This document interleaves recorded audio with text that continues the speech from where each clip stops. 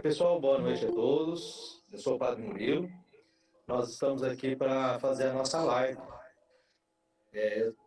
Aqui eu vou cuidar da parte do chat, né? O Diácono Alex está no suporte técnico também junto com a gente. E os professores, Padre Márcio e o Hudson, que ministraram as aulas até agora. Eles vão nos auxiliar durante as aulas, tá bom? Eu peço que vocês permaneçam com os microfones fechados durante a exposição e na medida que os professores forem abrindo para as perguntas, vamos nos organizando para que todos possam ouvir as perguntas e ter suas dúvidas sanadas. No mais, desejo a todos uma boa aula, a todos. Deus abençoe e estamos juntos nessa nova etapa da Escola Diocesana de Teologia, né? Agora a modalidade é à distância, né? Em breve presencial com todos vocês. Deus abençoe. Bom, Mais uma vez, boa noite a todos. Espero que todos estejam nos ouvindo, né? Eu sou o Padre Márcio, eu sou pároco da Paróquia São José de Galha e sou reitor do Seminário São José e Marília, que é o seminário da Diocese de Bauru, o seminário maior, onde estão os nossos seminaristas de filosofia e teologia. Boa noite, eu sou o Hudson, sou aqui da Paróquia São Cristóvão e trabalhamos juntos aí a matéria Teologia Fundamental nas últimas semanas. Espero hoje poder contribuir, se alguém tiver alguma dúvida, e a gente fazer alguma complementação. Muito grato pela presença e participação de todos aí. Quando a gente começou a organizar, vocês lembram, a primeira aula estava prevista para ser uma live, e a gente ficou com medo justamente por causa disso. Live pode dar tanta coisa errada no som, na transmissão, software e tudo mais, né? Por isso que nós fizemos a primeira gravada, ficamos com medo. Mas nós vamos tentando e vamos conversando, né? Caso haja algum problema, por favor, nos notifiquem. O Padre Murilo e o Diácono Alex estão aqui também acompanhando para ajudar, tanto na parte do chat, quanto também nessa parte da técnica, né? E nós agradecemos de coração. Em primeiro lugar, essa noite para nós é importante, porque é a primeira vez que nós vamos estar falando, assim, simultaneamente, né? Sincronicamente, tendo um retorno e, enfim, para nós tudo isso é muito novo. O curso de teologia da Diocese de Bauru tem uma história longa, né? Mas é a primeira vez que nós estamos na modalidade EAD. Isso é bastante complexo para nós, estamos aprendendo, e o feedback de vocês, portanto, para nós é muito importante. Nós pensamos em fazer o seguinte: em primeiro lugar, cada um de nós, o Hudson, eu, iremos fazer uma pequena retrospectiva do que nós apresentamos até agora, do que seria o objetivo dessas aulas que nós fizemos, e depois vamos responder as perguntas que forem colocadas no chat, né, através do Padre Murilo, que vai servir de moderador para nós. Quer começar? Pode ser, Padre, pode ser. Bom, boa noite. Me ouvem bem aí? Tudo ok? Puder dar um joinha, está ouvindo bem? Ah, perfeito. Bom, nossa matéria é a teologia fundamental. Nós começamos, né, falando da importância do leigo hoje na igreja. Falamos de alguns documentos da Santa Sé, né? A atuação apostólica, o Apostolicam Acositatem. Tentamos demonstrar aí, mesmo que sinteticamente, as funções dos cristãos leigos na missão da nossa igreja. Depois comentamos sobre o Catecismo da Igreja Católica, as suas 4 divisões, né? Que trata lá do credo, dos 7 sacramentos, dos 10 mandamentos e do Pai Nosso. Reitero aqui a importância de ter um exemplar físico. Hoje tudo é muito digital, tudo muito analógico, mas a minha opinião, a Bíblia, embora a gente possa também acessá-la pelo celular, mas é algo que nós devemos ter uma cópia física em casa, pelo menos. E o Catecismo da Igreja Católica também, para aquele manuseio rápido, né, e simultâneo junto com a nossa Bíblia. Falamos do Código de Direito Canônico, que foi modificado, né, recentemente, e a importância que ele trouxe para o cristão leigo a partir de 1983, abordando ali vários aspectos, né, com relação ao cristão leigo na nossa igreja. E por fim, essa parte introdutória, falamos aí do antigo ministério, que o Papa Francisco decidiu que a catequese seria um ministério para os leigos. Tá? Não é uma substituição para as atividades e não se confunde com as atividades do bispo e dos seus auxiliares, os presbíteros, mas coloca também o catequista como um ministério.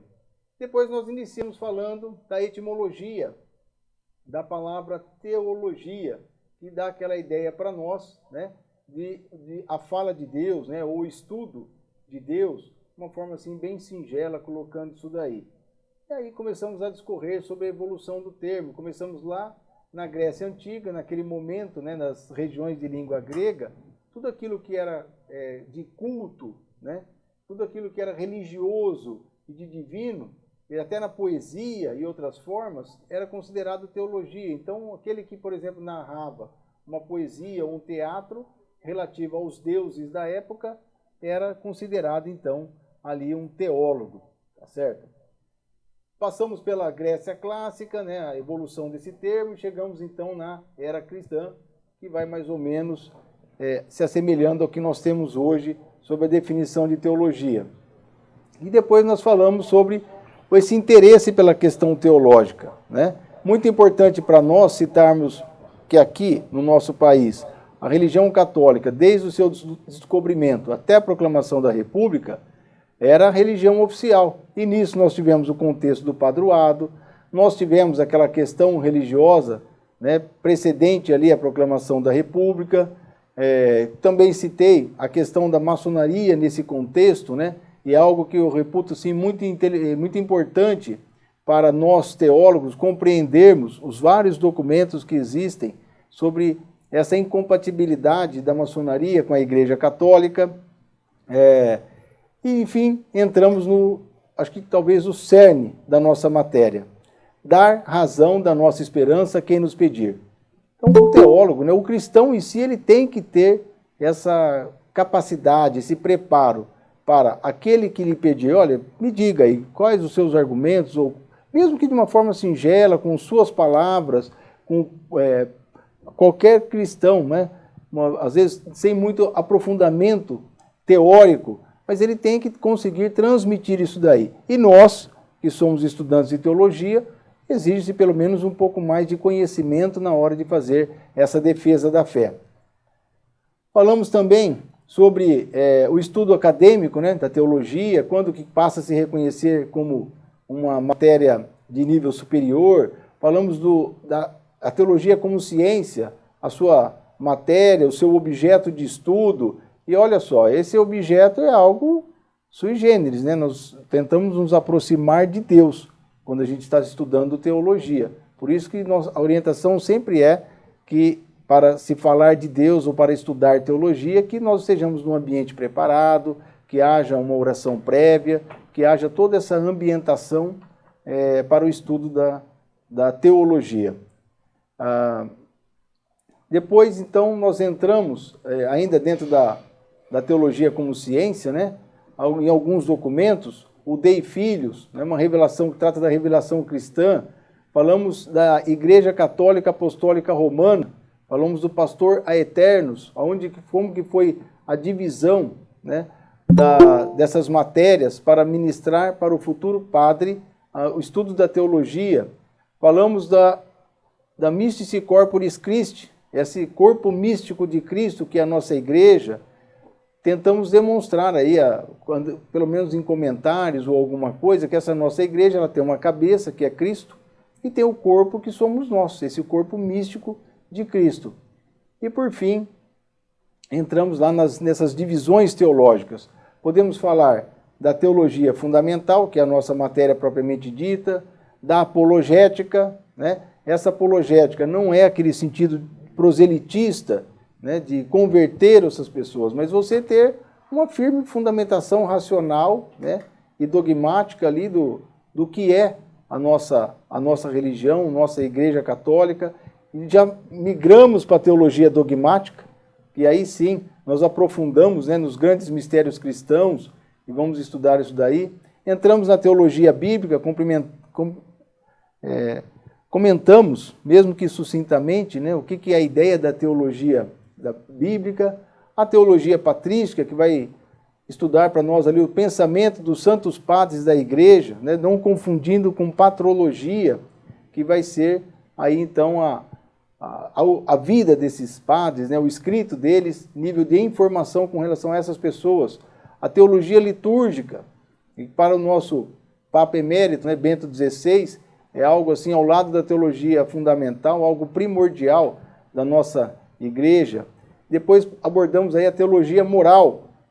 Então, aquele que nasce para Cristo pelo batismo, exige-se que haja um comportamento, né, uma vida mais regrada, de acordo com os preceitos católicos.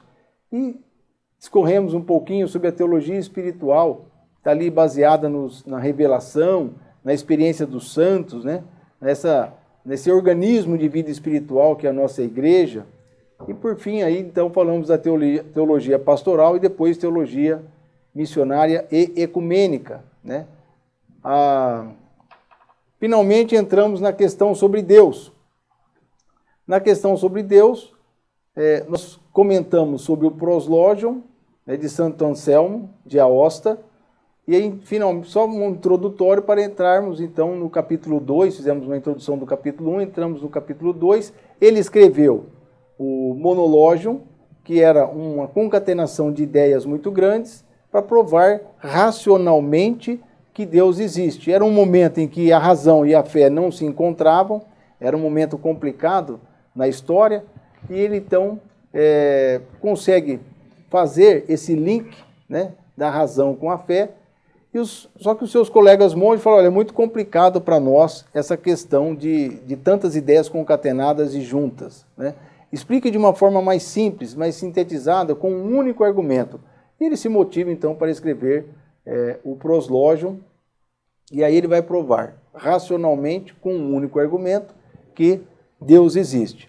Há contradições? Tem autores que vão contradizer parte do seu pensamento, e tem autores que vão contradizer completamente o seu pensamento.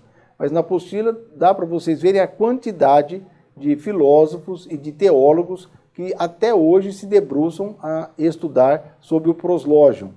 E finalmente, então, entramos ali nas 5 vias de São Tomás de Aquino para provar que Deus existe. Ele quer provar pela razão, né? Falamos da questão do movimento, se alguém tiver alguma dúvida específica, a gente volta a explicar, só para não delongar demais nessa parte de explanação. Mas é interessante conhecer, né, e dar uma lidinha com calma, assistir o vídeo mais de uma vez, procurar entender essa questão do movimento dentro daquele pensamento aristotélico, né? Da potência para o ato, essa era a ideia dele. Depois, a causa eficiente, a segunda via. A terceira via, aquilo que é possível, né? E aquilo que é contingente. A quarta via são os graus de perfeição. E a quinta via, então, o governo das coisas, tá certo? Comentamos também sobre a analogia entes, que é aqui da nossa igreja, nós aceitamos a analogia entes, por analogia compreendemos Deus, analogia aquilo que nos cerca, né, aquilo que está perto de nós. E aí encerramos então nossa matéria falando sobre a certeza da fé. Acredito que todos viram aí o exemplo de Maria para nós, né? Um indubitável exemplo de fé para todos nós, não quer dizer que não sofreu.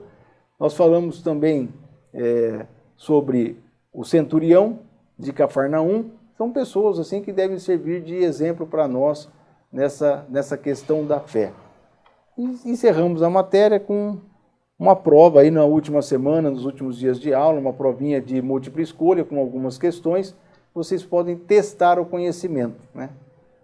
E assim, rapidamente, padre, em 10 minutinhos, né, que a gente havia programado aí, fizemos um passeio pela matéria, né? Acredito que ainda faltam 2 vídeos para serem assistidos na próxima semana, né? Acho que não tem mais 2 vídeos ainda, com mais essa quarta parte da apostila, para depois entrar com o Eduardo, dando prosseguimento na matéria, mas em síntese, isso que nós abordamos aqui na nossa matéria de Teologia Fundamental. passo a palavra para o senhor, viu, padre? Muito agradecido. A minha disciplina é Introdução à Sagrada Escritura e o objetivo é aprender a ler a Bíblia dentro da forma como a Igreja Católica a lê, dentro da nossa teologia cristã católica. Isso porque a nossa teologia, ela tem um pressuposto da fé que a torna diferente da maneira como as outras igrejas a leem. Nós começamos, inclusive, citando a primeira carta de São Pedro, que fala que nenhuma Sagrada Escritura, nenhuma profecia está passível de interpretação pessoal. Ou seja, a nossa Bíblia, ela não foi feita para leitura individual, ela é um livro de fé da nossa igreja. E, portanto, nós entendemos assim. E esse fundamento nós vamos encontrar, sobretudo, revisto em diversos textos da nossa igreja, mas reforçado num documento chamado Divino Aflante Espírito, do Papa Paulo VI, onde ele vai colocar que a Sagrada Revelação para nós tem o seu lugar privilegiado na Sagrada Escritura. É o ponto principal, é a principal maneira por onde nós conhecemos Deus e vemos a maneira como Deus age. No entanto, a palavra de Deus precisa ser interpretada. E essa interpretação exige responsabilidade e fé. Porque cada vez que a pessoa interpreta a Bíblia de uma maneira inadequada, ela vai criar uma nova fé, uma nova igreja, uma nova maneira de entender. E nós sabemos que Deus é um só, e a verdade é um só. Por isso a Igreja Católica coloca a Bíblia como fonte principal de revelação e, em segundo lugar, a Sagrada Tradição e o Sagrado Magistério como fontes de revelação que ajudam na interpretação da Sagrada Escritura. Ou seja, quando eu leio um texto bíblico, qual que é o primeiro parâmetro de interpretação? Como esse texto é lido dentro da fé católica, como que ele é entendido dentro da nossa igreja. E se houver alguma dúvida ainda, dentro da tradição, de repente existem diversas maneiras de se ler isso, ou de repente foi apresentada uma teoria que até então não tinha surgido. Qual que é a autoridade para poder dirimir essa dúvida? A tradição do magistério, que se personaliza na figura do Papa. Por Jesus Cristo ter dito a Pedro: te dou as chaves do céu, o que você liga no céu está ligado na terra, o que você desliga, o que você liga na terra está ligado no céu, o que você desliga na terra está desligado no céu. Isso tudo em função de uma unidade. E é essa a primeira coisa que nós devemos pensar quando nós lemos a Bíblia dentro da tradição da igreja. Nós não cremos numa multiplicidade de igrejas, de verdades, mas nós cremos em uma verdade que foi revelada pelo Cristo e da qual a igreja é guardiã. Lembrando que o próprio Cristo disse: tu és Pedro, sobre esta pedra eu edifico a minha igreja e as portas do inferno nunca poderão vencê-la. E o poder das chaves, que representa justamente o poder de levar a verdade, de conduzir a verdade. Tendo dito isto, nós temos que lembrar que a Bíblia, além de tudo, é um livro difícil de ser interpretado por causa da sua abrangência cronológica. Nós colocamos Abraão no 3º milênio antes de Cristo. Ele é a primeira pessoa datável. Então pensa que de Abraão até Cristo vão dois milênios e meio praticamente. Depois de Cristo até nós, mais 2 milênios. Pensa como esse texto é antigo, como mudou toda a tecnologia, como mudou toda a maneira de entender a natureza, o ser humano. No entanto, a verdade que foi colocada pelo Espírito no fundo da Escritura continua verdadeira e plena até hoje. Mas é necessário um exercício de interpretação. Para esse exercício, nós usamos 2 ciências. Em primeiro lugar, a exegese, que é a ciência de retirar do texto o seu sentido original, como esse texto era lido e interpretado a partir da visão do autor. Quando nós escrevemos um texto, lemos, por exemplo, um texto, vamos citar o profeta Isaías, a profecia do Emanuel. A virgem conceberá e dará à luz a um filho.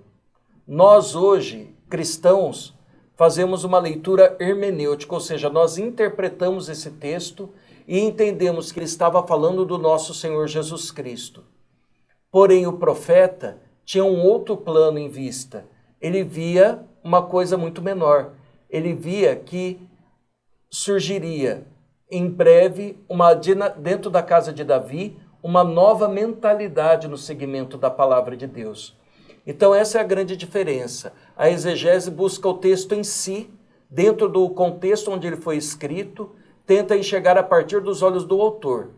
A hermenêutica é a ciência da interpretação, como nós, igreja, lemos esse texto e o que esse texto diz para nós cristãos no contexto em que nós vivemos dentro da nossa igreja. Em seguida, nós falamos sobre as diferentes traduções da Bíblia. Na Igreja Católica do Brasil, nós não temos uma tradução oficial, que se diga, essa é a tradução oficial da Igreja Católica. Todas as traduções, elas são autorizadas por autoridades eclesiásticas. E daí surge que existem Bíblias que têm um parecer teológico numa direção e outras que têm um parecer teológico em outra direção. Por exemplo, nós temos a Ave Maria, que é uma Bíblia bem tradicional, na sua nota de rodapé, nas suas introduções, e que é uma Bíblia muito utilizada principalmente nos grupos de oração.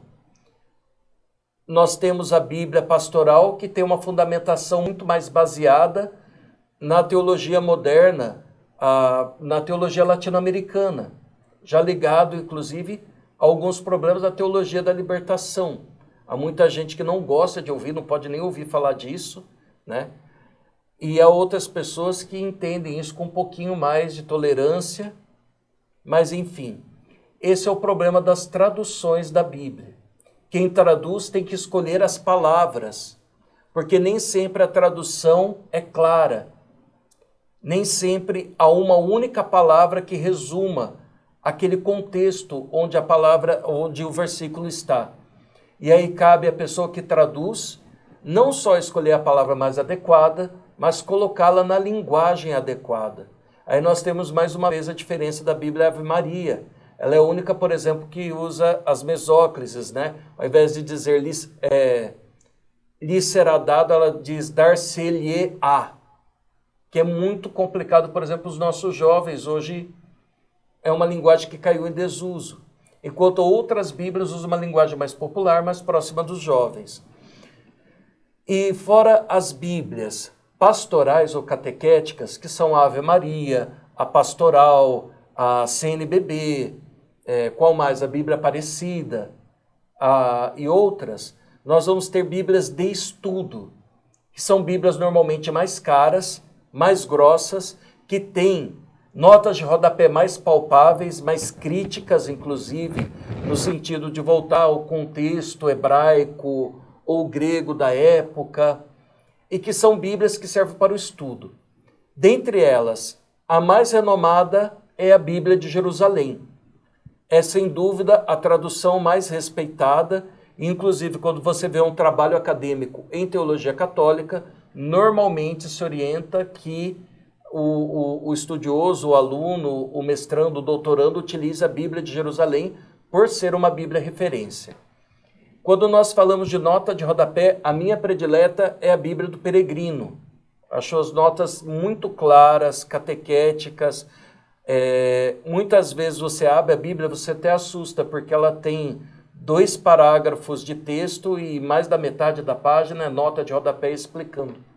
Isso é bom para quem está aprendendo e ela é muito pedagógica. E nós temos também a Bíblia Tebe, que é uma Bíblia indicada mais para quem vai fazer um estudo sobre exegese mesmo, sobre teologia bíblica mais crua, mais difícil, e que inclusive é fruto, o próprio nome TEB vem de tradução ecumênica da Bíblia. Na verdade ela não é ecumênica, ela é interreligiosa, porque o Antigo Testamento dela é feita por judeus, né? por rabinos, em concordância também com alguns estudiosos cristãos. E é uma Bíblia difícil de ler. Ela é a mais próxima da língua hebraica, principalmente o Antigo Testamento. Depois de falar das versões da Bíblia, nós começamos a falar das dificuldades da interpretação da Bíblia, né? Como muitas vezes a Bíblia ela é mal entendida, mal interpretada por diversos motivos, como muitas vezes a gente tropeça no conceito de inerrância da Bíblia e de infalibilidade. Veja só, muitas vezes nós vamos encontrar coisas que parecem que se contradizem dentro da Bíblia, mas a Bíblia não tem erro no que diz respeito ao conceito de fé. Por isso nós temos que ter sempre dois conceitos na nossa cabeça. O primeiro é a da condescendência divina. Deus desce até o ser humano e fala de coisas que o ser humano é capaz de compreender, de entender. Ele não poderia falar, por exemplo, da teoria do Big Bang para os homens de 5.000 anos atrás, né? Assim como também nós entendemos que o autor humano que é utilizado sempre vai deixar a sua própria marca, mas isso não impede que o Espírito Santo diga tudo aquilo e apenas aquilo que ele quer através da Sagrada Escritura.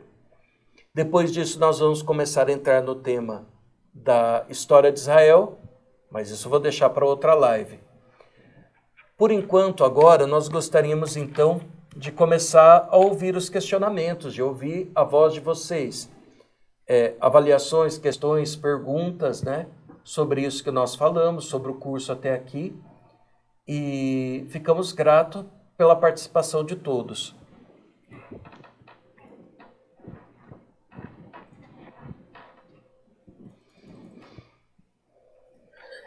Então, pessoal, como eu disse aí no chat agora, vocês podem fazer as suas perguntas, né?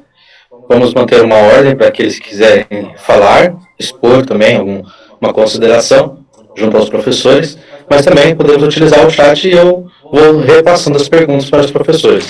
É muito importante que vocês interajam conosco neste momento, né? Uma vez que tenho certeza, né, que muitas dúvidas surgem no contexto da teologia, ainda mais quando nós estamos tratando aí da teologia fundamental e do início da introdução à Sagrada Escritura, né? É aqui que se fundamenta toda a nossa fé e a partir de agora que vamos desmiuçar, né, todo esse arcabouço teológico e divino que nós temos na riqueza da nossa igreja, né? Então, vamos lá. Apenas lembrando, nós gostaríamos de poder fazer as perguntas pelo áudio, né, de vocês. Mas o problema é que nós temos atualmente umas 60 e poucas pessoas. Então seria muito difícil organizar isso. Por isso nós pedimos as perguntas via chat, né, para nós podermos atender com mais clareza. Vamos lá. Pode perguntar. Padre Marcelo, a Annelise, ela está perguntando quem são os exegetas. Muito bem. Exegeta é um termo técnico para qualquer pessoa que se coloca a estudar a Bíblia. Numa maneira geral, por exemplo, quando uma pessoa entende bastante de Bíblia, a gente pode dizer que ele é um bom exegeta.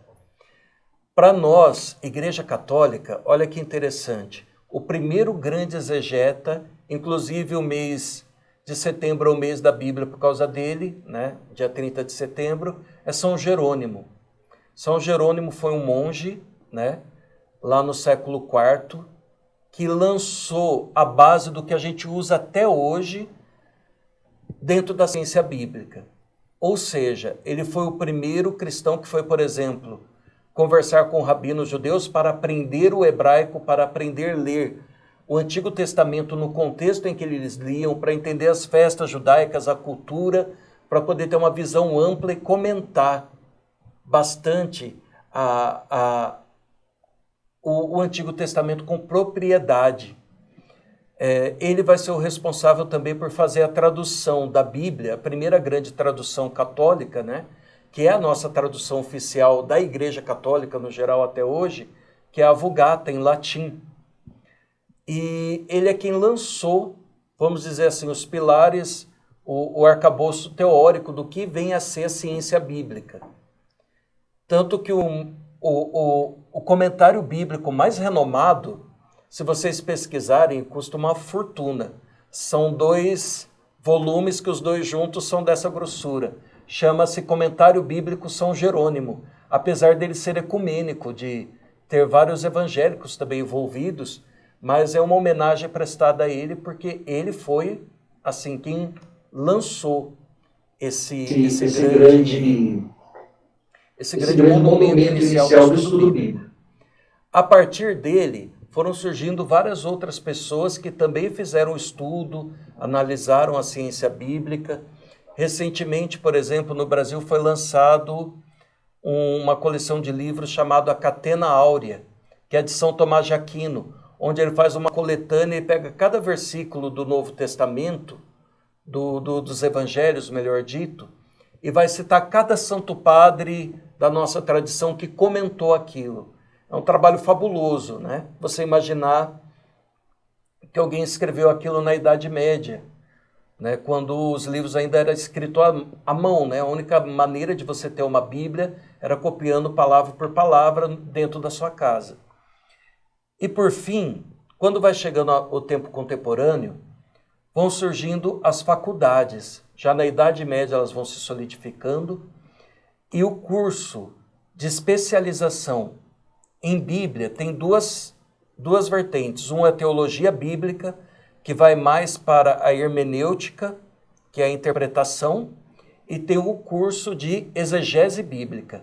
Exegese bíblica é muito difícil. Quando você vê um padre que é mestre ou doutor em exegese, você pode falar, esse cara é um crânio, porque ele tem que falar hebraico e grego fluentemente, ele tem que conseguir ler a Bíblia na língua em que ela foi escrita, ele tem que ter um estudo de arqueologia que é muito, muito profundo. Então, o exegeta hoje é esse estudioso que se graduou, né, em exegese bíblica. Existem poucos lugares onde se estuda isso, onde há exegese bíblica mesmo, propriamente dita. No Brasil eu não tenho conhecimento de algum instituto que ensine exegese bíblica, tem vários de teologia bíblica. Em Roma tem vários, né? E em outros lugares da Europa também. Nos Estados Unidos também existem vários centros de exegese bíblica, porque é uma ciência muito difícil. Agora, numa linguagem fora do contexto acadêmico, quando uma pessoa entende da Bíblia, fala bem sobre a Bíblia, alguém diz, ele é um bom exegeta, né? Mas, lembrando que o exegeta é uma pessoa que dedicou uma boa parte da vida dele, longos anos, estudando hebraico, estudando grego, para poder ler no contexto original.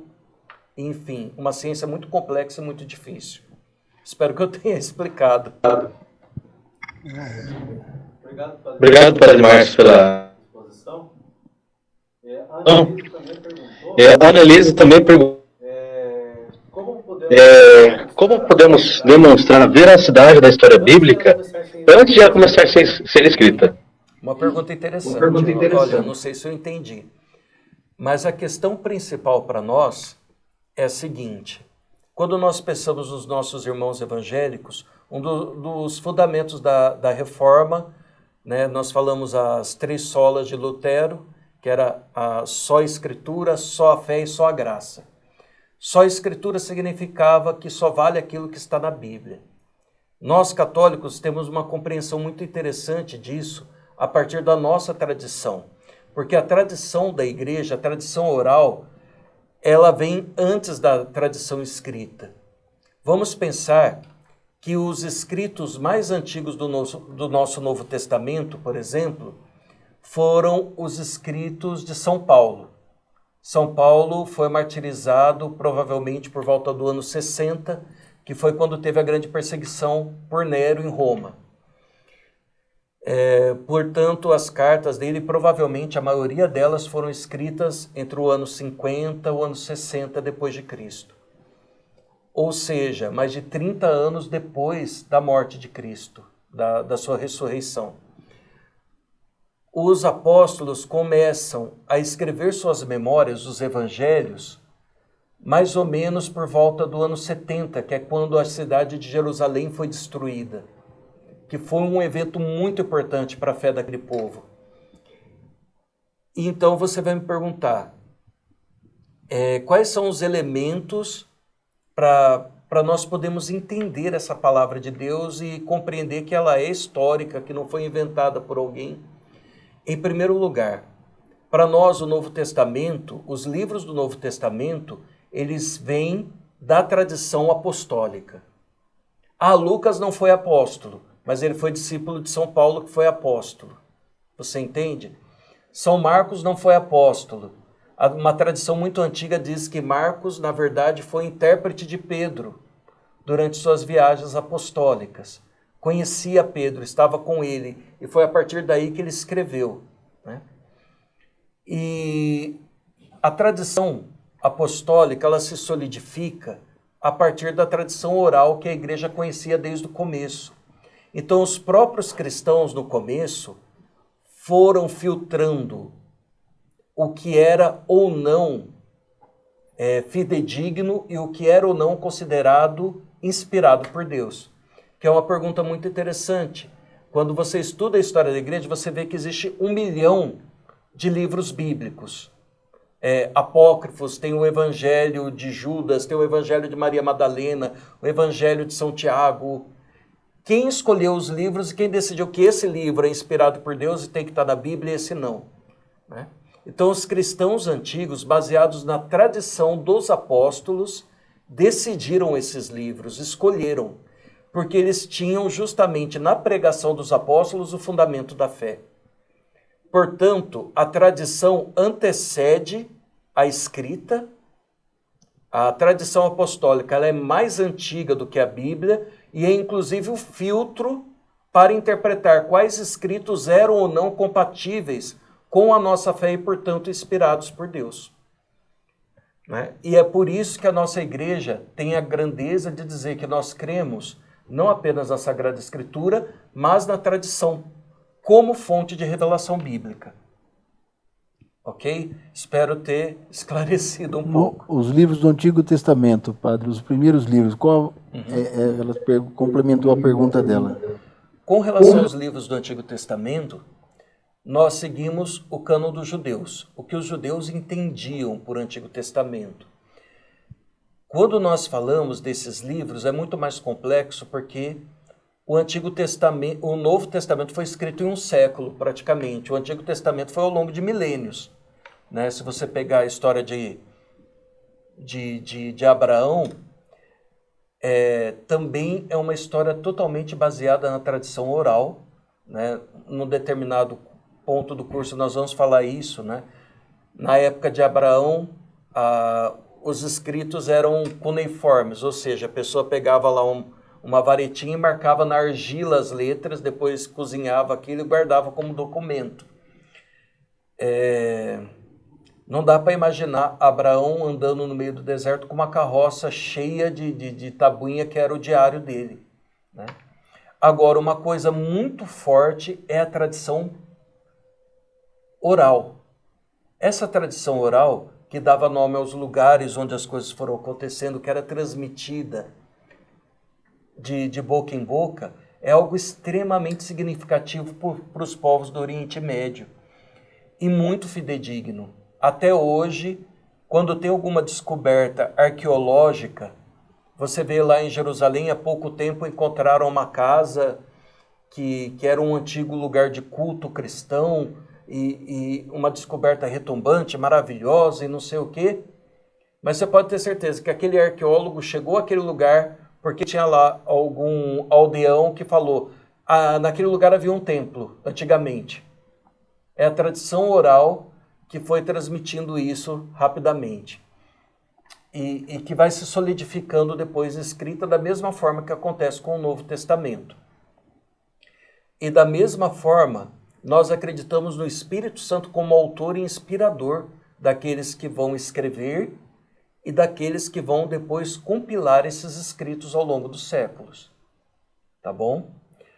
O conceito de inspiração do Espírito Santo, para nós, é muito importante, porque nós entendemos que por detrás do autor humano está sempre o Espírito de Deus, que é que vai manter isso. Agora, olha uma coisa interessante. Se eu falar para vocês assim, complete a frase. Batatinha, quando nasce, se esparrama pelo chão. Ninguém nunca leu essa frase num livro, ninguém nunca viu essa frase num curso, mas todo mundo sabe como continua esse poema. É uma coisa transmitida totalmente oralmente. Para nós é difícil porque nós vivemos na era da escrita, na era da informática. Para nós é difícil você acreditar que algo é transmitido sem ser escrito. Mas era assim na antiguidade. Pensa que até o século XV, olha, século XV nós estamos falando de 1500 anos depois de Cristo. A única forma de você ter uma Bíblia era você pegar ela e copiar palavra por palavra, porque não existia imprensa. Então pensem como a palavra foi transmitida oralmente dentro das casas. Eram os pais, os padres que pregavam e anunciavam e tentavam manter essa tradição através das pinturas, das imagens, da riqueza cultural que a Igreja Católica tem hoje, né? Mas é porque a gente não consegue pensar numa verdade que não esteja escrita. É a nossa mentalidade moderna. Mas isso é de 500 anos para cá. Antes não era assim. Tá bom?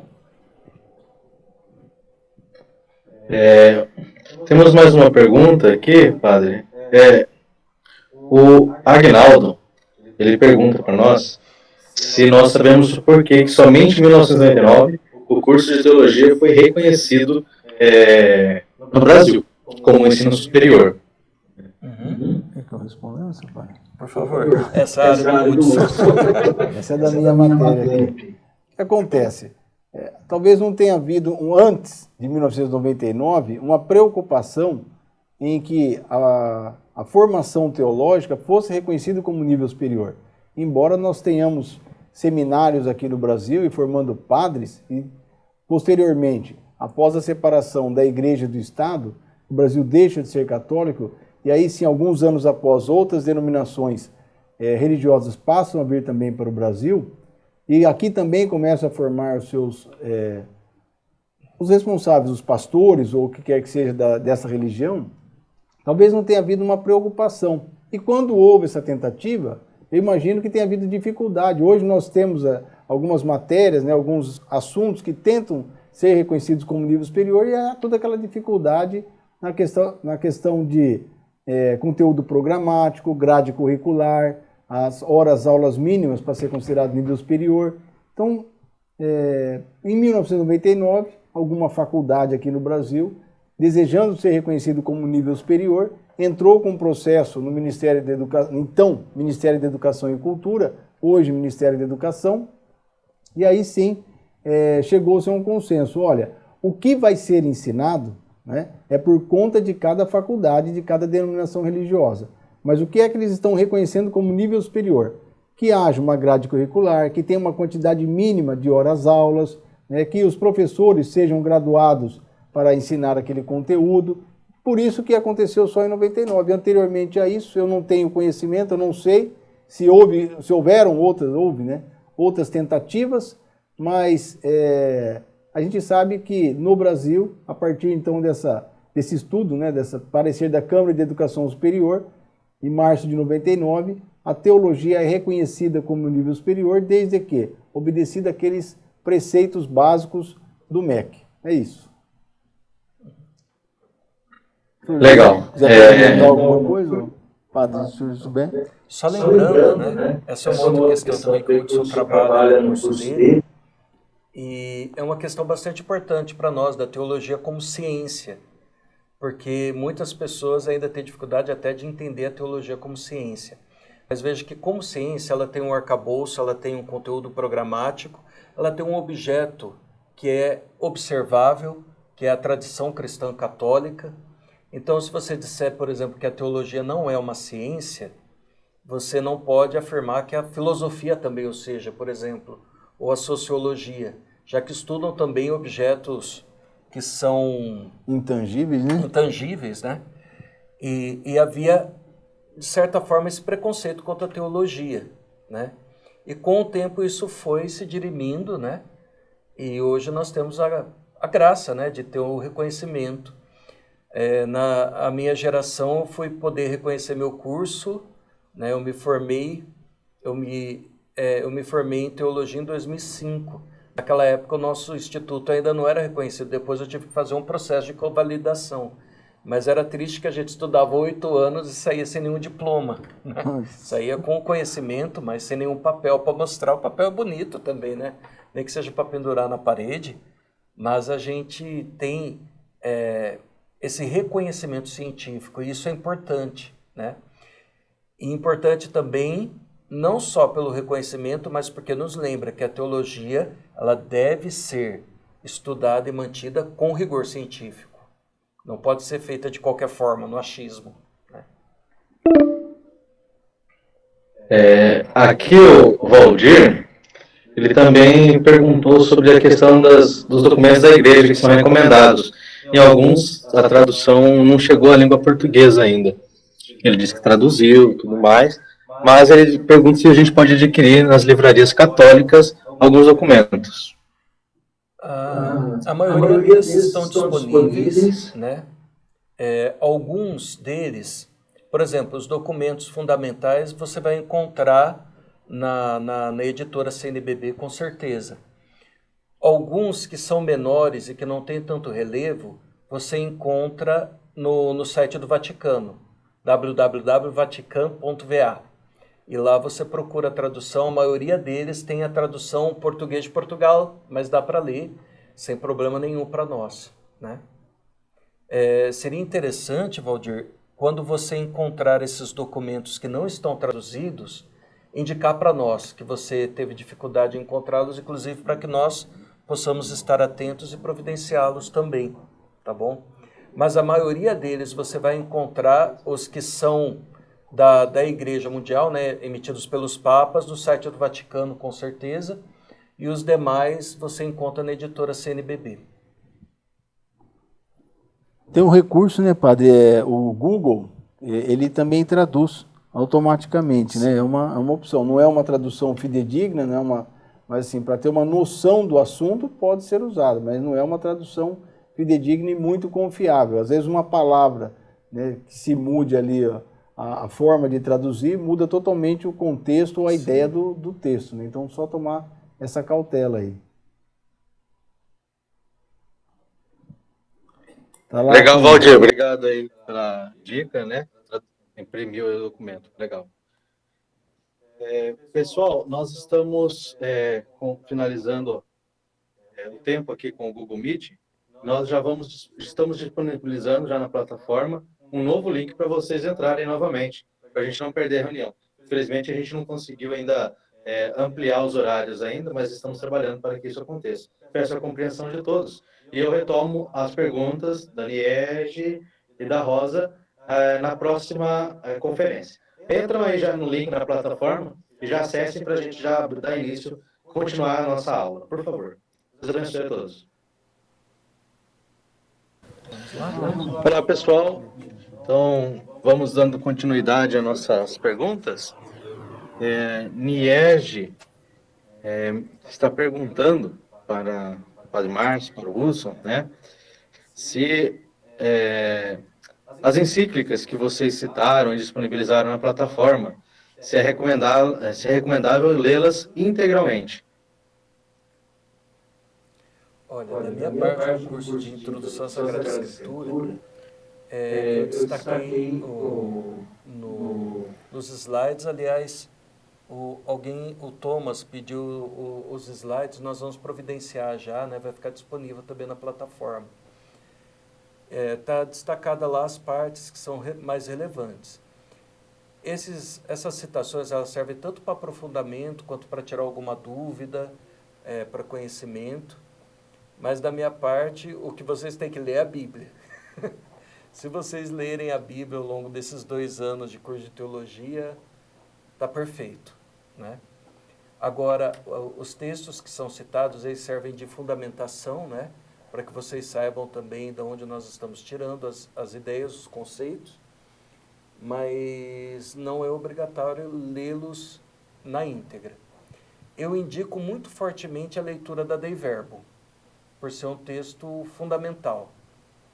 E não é um texto que é impossível, assim, muito difícil de ser lido. É um texto que trata da Sagrada Revelação e, portanto, do papel da Sagrada Escritura dentro da revelação. E é um texto importante. Fora esses, os demais são para consulta. Eu citei alguns documentos, né? E também comento ali o que acontece, gente. O nosso curso, ele tem 2 fundamentações aqui. Todas as matérias que forem estudadas ao longo do curso, sempre a fundamentação está na Bíblia e no Catecismo da Igreja Católica. Só que muito do que está no Catecismo da Igreja Católica, nós tentamos mostrar pelo menos algumas vezes, aí algumas partes, ele advém de alguma encíclica, de algum documento do Vaticano. E ali eu apontei, aqueles que eu pedi para ler integralmente, eles são bem pequenos, né, são curtos, existem alguns documentos mais extensos assim, mas é para aquele que tiver mais tempo, que tiver um pouco mais de curiosidade. Mas aqueles que nós indicamos ali, né, recomendável leitura, seria interessante sim, pelo menos dar uma lida, ou às vezes eu cito o capítulo, né, não o documento inteiro, mas o capítulo ou a seção da encíclica que deve ser lida, porque ela dá mais argumentações. Se você amanhã ou depois tiver que falar alguém alguma coisa, né, discutir aquele assunto, falar, poxa, da onde é que vem essa ideia?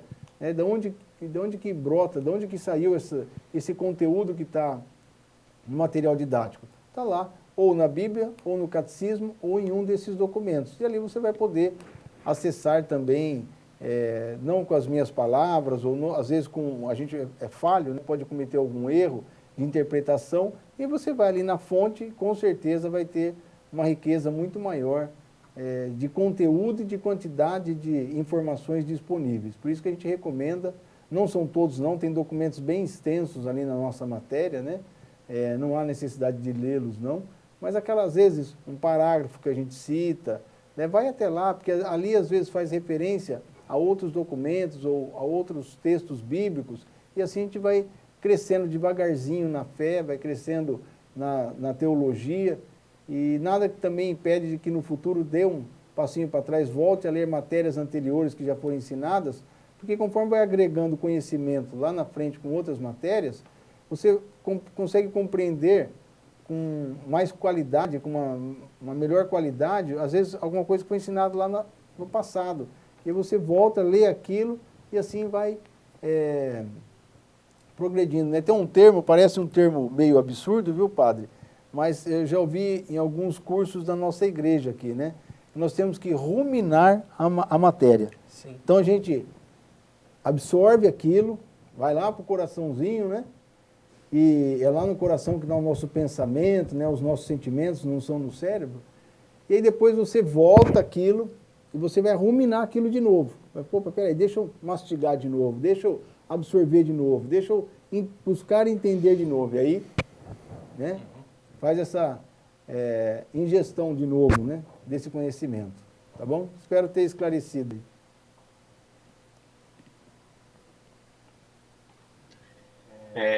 Legal, obrigado, professores.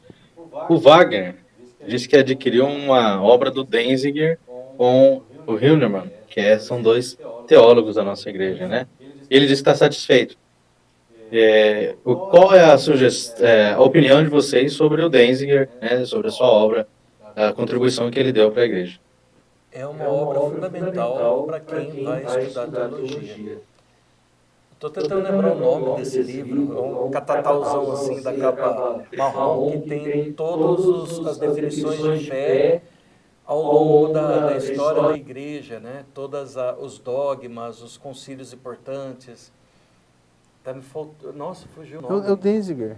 É o Denzinger, mas ele tem um... o DS, né? É que a gente chama de DS. A gente cita como DS. E agora eles usam como DH, que houve essa Denzinger Hahnemann. Denzinger Hahnemann, né? Eles passam a Aham. usar como DH, né?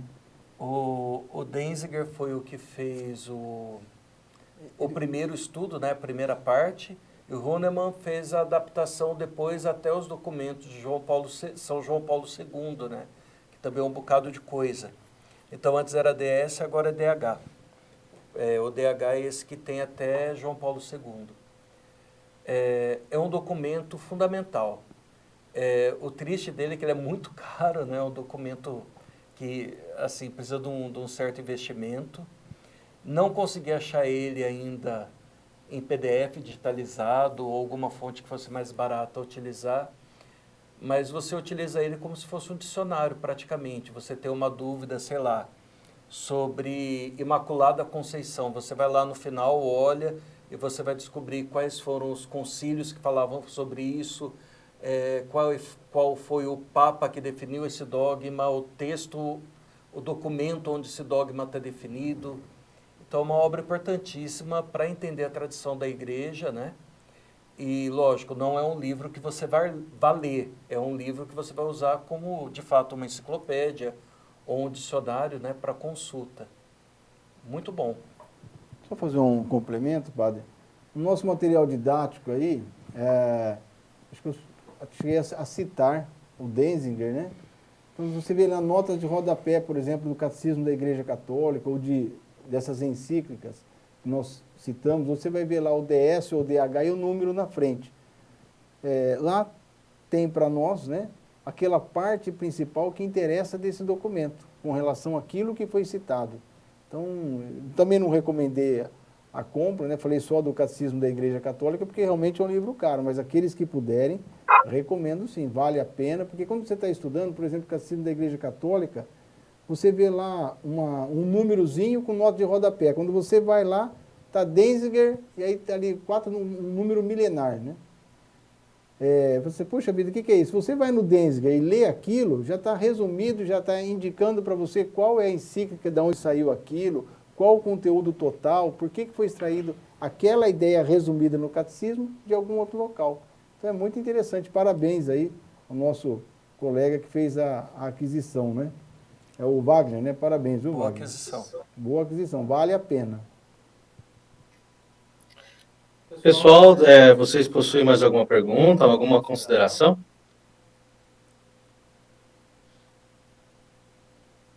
Estão perguntando aí o nome do livro.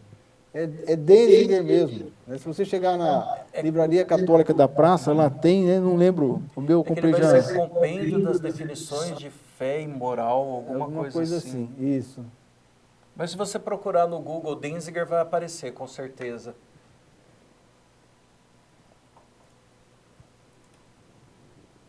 Não sei se eu consigo. Nós já vamos escrever para você, Solange. Nós já vamos escrever para Solange? Aí, Denzinger. O Alex digitou aí. Uhum. Alguém já colocou o link também para compra. É isso aí. Pessoal, mais alguma pergunta, alguma observação que vocês queiram interagir conosco? Se alguém quiser falar também, pode abrir o áudio e pede a palavra, por gentileza. Vai valer a pena. Vale.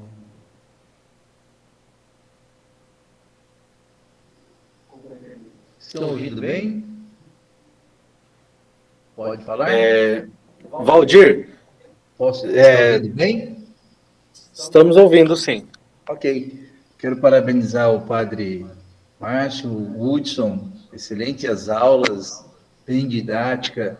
O Hudson até falou que Santo Anselmo se assistiu 2 vezes e São Tomás de Aquino também entende. Eu acho que vou ter que assistir umas 10, não só 2, porque realmente é um conteúdo muito grandioso e bem explicado foi por você, mas a gente sabe da grandiosidade que é esses autores e a complexidade também. Então, trazer para nós, até da forma que está sendo feita, com bastante esclarecimento e até com bastante simplicidade, que é um assunto complexo e a gente sabe que demanda grandes estudos, então eu quero parabenizá-los e sou muito grato de participar e realmente está dando para acompanhar. Lógico que a gente tem que intensificar um pouco mais a leitura, mas até aqui, né, os conteúdos estão fantásticos, a dinâmica está muito boa. Sou muito grato, parabéns a vocês, parabéns à Diocese, muito obrigado.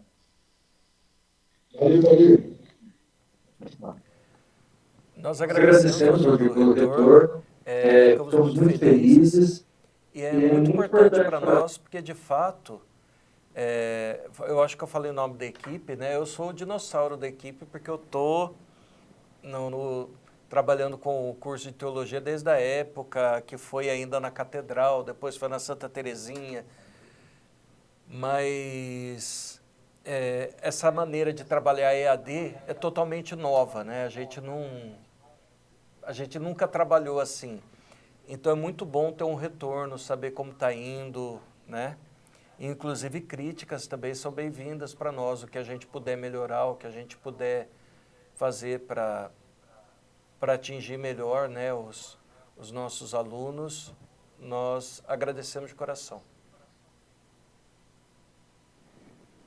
Obrigado, viu, Valdir? Grande abraço. Nosso paroquiano lá da São Cristóvão. Um abraço para Maria. Um abraço para Maria. E a todos, né? Podem usar lá, nós temos a plataforma de dúvidas. Havendo dúvidas, pode ir lá postar alguma coisa, né? Pode fazer pergunta. E também identificamos aí que houve um probleminha para alguns de uma aula, a gente tenta resolver, que às vezes olhando daqui, para nós está normal, às vezes por algum aspecto, né? Para o aluno, às vezes ele não tem acesso ou ao material didático ou ao vídeo. Então essa interação é importante. Quando nós somos distantes, atuando por EAD, essa interação lá na plataforma, no fórum de dúvidas, é bem importante para nós. E o feedback também, né? Até para aprimorar, para os próximos instrutores, professores aqui também irem se ajustando, é importante esse feedback de como está sendo o curso, o que vocês esperam e as sugestões.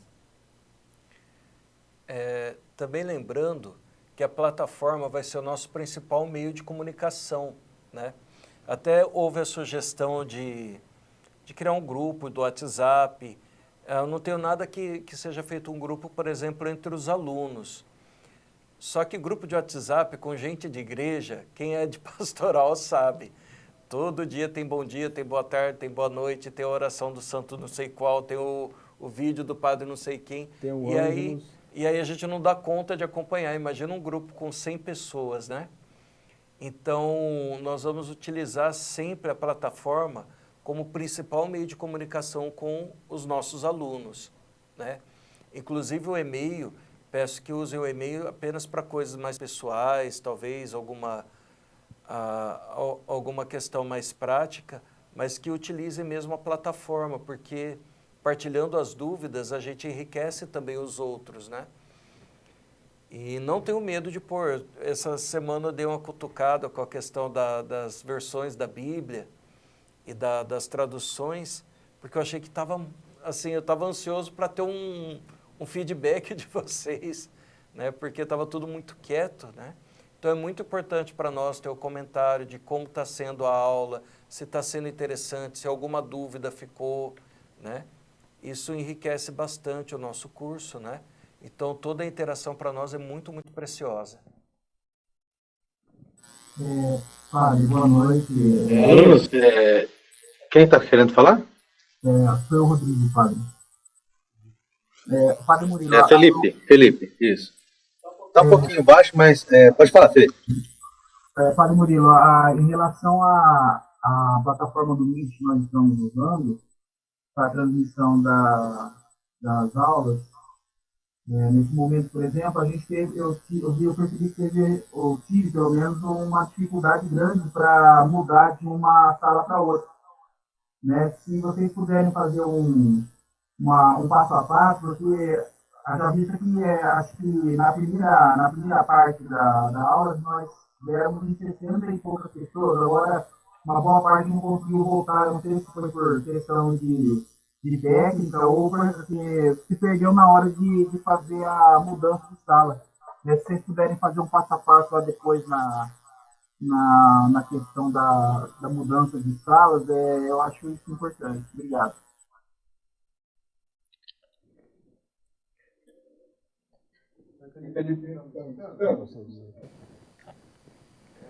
Sobre a questão da plataforma, né, aqui do Meet, nós estamos vendo para que nós possamos ter o Essa é sua. não precisa trocar de sala e tudo mais, né? Então foi só mais esse primeiro mesmo encontro nosso, que nós teremos aí essa limitação de 1 hora, mas no próximo provavelmente nós teremos aí a sala sem limite de horários e tudo mais, né?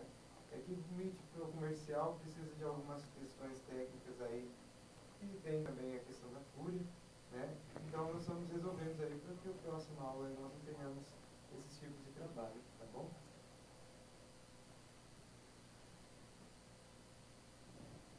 Legal, pessoal. Nós queremos também lembrar a todos, né, que é importante, além dessa interação pelo fórum, colocar suas dúvidas, né, por mais que às vezes a gente possa pensar que as perguntas são bobas, tolas, nem sempre são. Às vezes, o que para nós pode ser bobo, pode ajudar muito e enriquecer o conhecimento de outras pessoas que estão também participando do curso de teologia. Então, que vocês possam fazer todas as dúvidas, né, para sanar todas as dúvidas ao longo das disciplinas. Outra coisa bacana que é importante deixar claro, na plataforma existe o localzinho da foto, dos dados do aluno, né? Isso é importante vocês colocarem para a gente conhecer o rosto de vocês, né? Nós não temos por enquanto não temos o contato presencial. Então o contato que nós temos é aqui na live e vocês postando suas dúvidas lá. É importante vocês colocarem lá, né, a foto de vocês. Tem um tópico também lá na plataforma que fala sobre o conhecimento, autoconhecimento, autobiografia de vocês, né? Onde vocês participam, o que fazem na paróquia. Isso é bacana também responder, para que todo mundo saiba com quem que a gente está interagindo, né? Às vezes a gente se encontra na rua, às vezes se encontra na paróquia, e não sabemos quem são. Então é importante a gente se conhecer também como colegas de turma, como uma família de Deus, agora em busca de um conhecimento maior. Deixa eu ver aqui. É possível criar um link fixo? Então, como o Diácono Alex acabou de dizer, né, nós estamos trabalhando para que isso não aconteça novamente, né? Existem algumas exigências para comprar para adquirir o Google com tempo ilimitado, aí 24 horas, né? Então, nós estamos trabalhando e, se Deus quiser, na próxima live que nós fizermos, não vão ter esse problema de limitação de tempo. Padre Murilo, posso falar? Pode falar, Aldir. Pode falar. Assim, pediram para mim mostrar, eu imprimi os documentos, aqui tem 3 documentos já impressos, encadernados. Quando você entra no link do Padre Márcio, por exemplo, você clica aí embaixo, ele já te remete para o site do Vaticano, e lá você pede a tradução e já manda o download para você baixar, ou aí você copia no pendrive, ou imprime mesmo, eu copiei no pendrive e imprimi, então, já a versão traduzida de vários documentos e joguei numa única apostila. Então, clicando embaixo, ele já te remete para o link, e lá, como eles falaram, pede a tradução. Teve um que eu pedi que era menor, mas saiu, que é o Evangelho, esse saiu umas 200 páginas, né? Ainda não consegui nem ler 10 do outro, imagine 200 dessa. Então, lá ele já, que nem o padre falou, já dá traduzido. Então, cuidado a hora de baixar, porque, que nem o próprio Hudson falou, são muitos documentos. Então, mas é que eu peguei alguns lá, mas se clicar embaixo, ele já te remete para o site para já escolher a tradução e trazer de volta. Porque em espanhol eu só conheço o Real Madrid e o Barcelona, o resto... Legal, Valdir. Obrigado pela dica, né? Realmente. No site do Vaticano, a maioria dos documentos recentes já estão em português, mas alguns documentos que eles citaram ao longo das matérias, dos vídeos, não possuem a tradução em português. Alguns estão em italiano, outros em espanhol. A gente procura a tradução mais fácil, que a gente tenha uma familiaridade um pouquinho maior. Mas quando você entra no site do Vaticano, realmente dá a opção no navegador lá, traduzir, né? Daí a gente pode traduzir. É claro que não vai ser uma tradução perfeita, que é a tradução do Google, né? mas a gente pode ter uma noção daquilo que está sendo dito. E é uma dica, né? Na plataforma, nós colocamos o documento oficial. Se é em na nossa língua vernácula, a gente vai colocar. Agora, se não, a gente vai procurar uma língua que seja mais fácil, só porque é uma documentação oficial. Mas para vocês, né, pode ser feita a tradução livre aí para vocês conseguirem, né? Se caso o Valdir quiser disponibilizar para nós essa tradução que ele fez, a gente pode até disponibilizar para os demais alunos através do e-mail. Mas todos têm acesso a essa tradução livre pelo Google.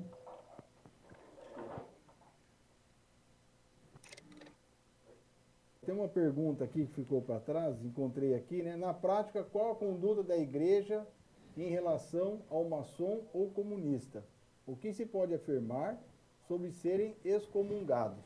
Então, o padre Murilo colocou muito bem, eu já tinha comentado aqui, acho que alguns ouviram, né? É o tipo de assunto, porque abordar com pouco tempo e com pressa, a gente não consegue aquele timing, não consegue fazer aquele abordagem completa para traduzir, né, de uma forma mais fidedigna a posição da igreja com relação a isso. Então, a gente pode, numa aula presencial, me comprometo aí, se tiver essa oportunidade, a gente pode abordar isso, ou montar uma aula à parte dos cursos, somente, por exemplo, falando de comunismo e de maçonaria, que são documentos de 100, 200 anos, né, desde o século XVIII, né, século XIX até hoje, existem documentos abordando as duas questões. Mas assim, o que eu posso dizer no primeiro momento, não coaduna aquilo apregoado na maçonaria com a nossa ideia católica aqui. Não tem como encaixar um com o outro. Não dá para ter uma pertença simultânea às duas instituições. Ou você é um, ou você é outro. Ah, mas fulano é... Olha, não dá. Não dá, tá certo? E o comunismo também é um assunto hoje, nesse Brasil, tão polarizado, né, e que vai ficar ainda mais polarizado, as coisas vão esquentar um pouco mais, a gente percebe pelo tom que está se levando, né, nos discursos aí políticos, né, nesse momento que nem chegou ainda perto do ano da eleição, será o ano que vem, então nós percebemos aí que a coisa vai esquentar um pouco. Também há, sim, uma incompatibilidade, né, com algumas ideias lá do comunismo e a nossa Igreja Católica, nós vamos abordar com calma depois, aí, ou numa aula, ou presencialmente, se tiver essa oportunidade. Até melhor, porque aí a interação ela flui melhor, a dúvida já levanta a mão e a gente já pode complementar.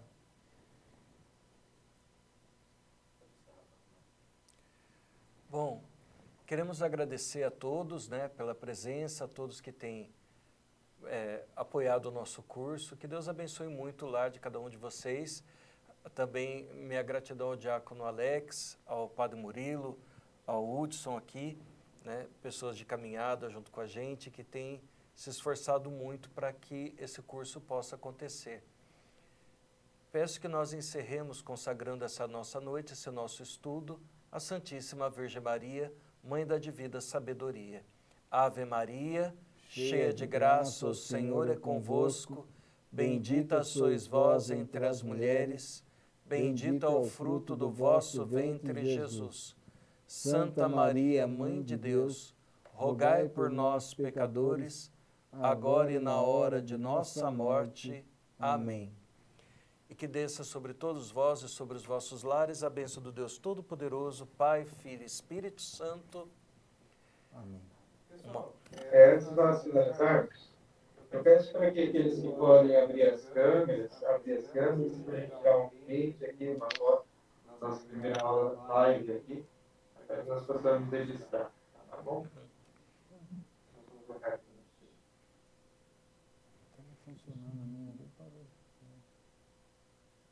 Quem puder abrir as câmeras, fica bem bonito.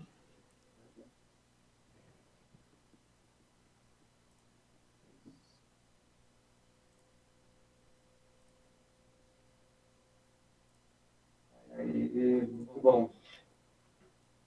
Boa noite, pessoal. Deus abençoe. Um bom descanso a todos. Fiquem com Deus e até a próxima live, se Deus quiser.